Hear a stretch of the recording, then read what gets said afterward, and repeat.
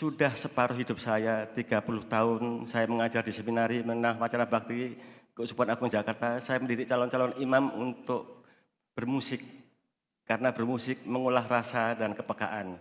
Karena usia saya sekarang sudah 60 tahun, tapi masih punya semangat untuk memuji Tuhan dengan talenta saya ini.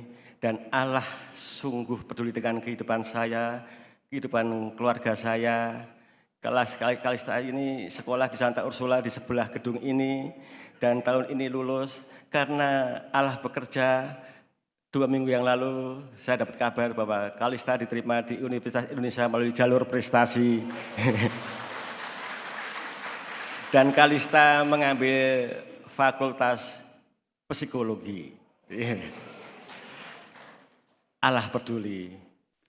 Rekoleksi ini diberi judul Rekoleksi Prapaskah.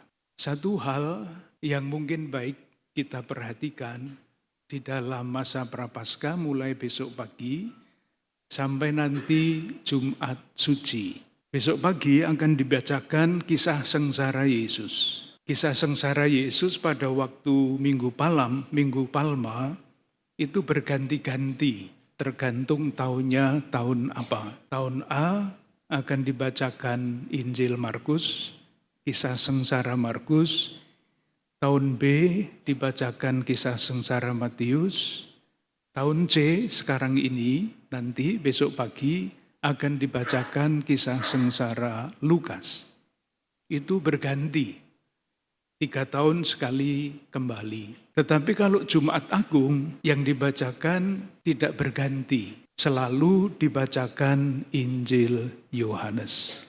Kenapa? Karena sebetulnya kisah sengsara Yohanes itu lebih tepat diberi judul bukan kisah sengsara, tetapi kisah pemuliaan Yesus. Sementara kalau Injil Markus, Matius, Lukas itu bisa dengan mudah diberi judul kisah sengsara.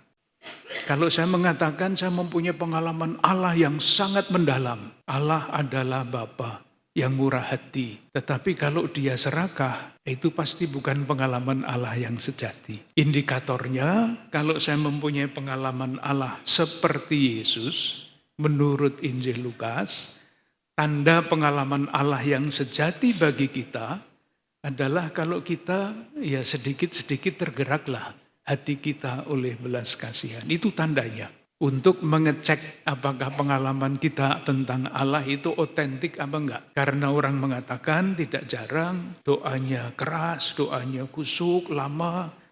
Tetapi tidak menunjukkan sama sekali hati yang pernah tergerak oleh belas kasihan.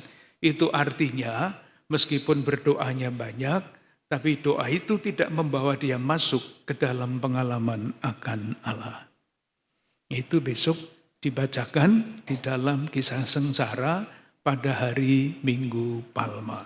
Besok Jumat Suci, Jumat Agung, yang dibacakan adalah Injil Yohanes. Kata-kata Yesus ketika dia tergantung di salib berbeda lagi. Bab 19, Injil Lukas ayat 30. Saya bacakan, sesudah Yesus meminum anggur asam itu, berkatalah ia, sudah selesai.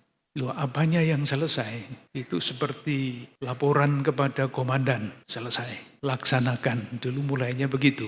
Kenapa Yesus mengucapkan itu menurut Yohanes? Jadi jangan bertanya yang betul dulu Yesus mengucapkan apa. Jawabannya sederhana, nggak ada orang tahu. Tetapi ini adalah refleksi iman. Ini adalah teologi. Kenapa?